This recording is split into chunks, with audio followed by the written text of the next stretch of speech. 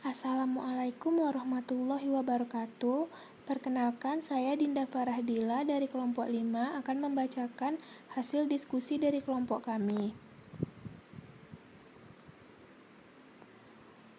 Toksikologi adalah studi mengenai efek-efek yang tidak diinginkan dari zat-zat kimia terhadap organisme hidup.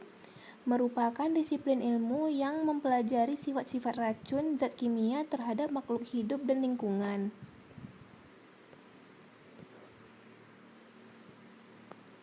Toksikan adalah senyawa-senyawa atau zat beracun yang tidak diproduksi secara alami di dalam tubuh manusia, sehingga toksikan harus diekskresikan dari tubuh dengan cepat ataupun lambat, baik dalam bentuk asal atau metaboliknya. Ekskresi suatu obat dan metaboliknya menyebabkan penurunan konsentrasi bahan berkhasiat dalam tubuh, proses pengeluaran zat-zat sisa hasil metabolisme tubuh. Oleh karena itu, toksikan akan dikeluarkan melalui jalur-jalur ekskresi sisa metabolisme pada tubuh. Jalur-jalur ekskresi toksikan terdiri dari ekskresi ginjal, ekskresi empedu, ekskresi paru-paru, dan jalur lain. Ekskresi ginjal. Ginjal sangat memegang peranan penting dalam mengekskresi baik senyawa eksogen atau xenobiotika maupun senyawa endogen, yang pada umumnya tidak diperlukan lagi oleh tubuh. Kebanyakan obat dikeluarkan melalui air seni, dan lazimnya tiap obat diekskresi berupa metabolitnya, dan hanya sebagian kecil dalam keadaan asli. Zat-zat dalam keadaan ion yang mudah larut di air seni diekskresi dengan mudah.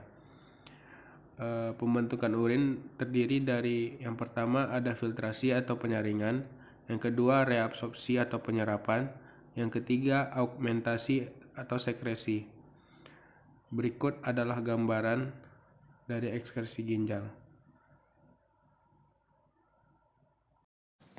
Ekskresi empedu. Hati juga merupakan alat tubuh yang penting untuk ekskresi xenobiotika, terutama untuk senyawa-senyawa dengan polaritas yang tinggi, yang diekskresikan melalui empedu, terutama senyawa-senyawa yang mempunyai bobot molekul besar dari 300. Umumnya, begitu senyawa tersebut terdapat dalam empedu, mereka tidak akan diserap kembali ke dalam darah dan dikeluarkan lewat feses.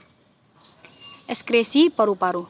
Paru-paru merupakan sistem pengeluaran dalam tubuh yang mengeluarkan zat sisa metabolisme berupa karbon dioksida dan air. Setelah pertukaran O2 dan CO2, selanjutnya masuk ke aliran darah dan dibawa ke jantung. Kemudian, darah kotor yang mengandung CO2 dan air dipompa jantung ke paru-paru, lalu keluar lewat saluran pernafasan hingga ke hidung. Ekskresi toksikan melalui paru-paru terjadi secara difusi sederhana lewat membran sel. Nah, ekskresi paru-paru ini, paru-paru bertugas memindahkan oksigen yang diperoleh dari udara ke dalam darah.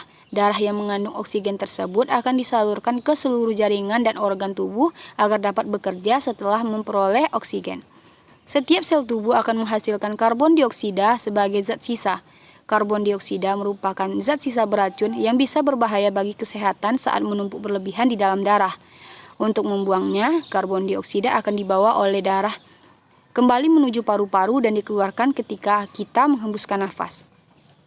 Nah, ekskresi lainnya yaitu ada ekskresi kulit, ada ekskresi ASI, dan ekskresi saliva. Segitu penjelasan dari kelompok kami. Lebih dan kurang kami mohon maaf. Wabillahi taufiq wal hidayah. Wassalamualaikum warahmatullahi wabarakatuh.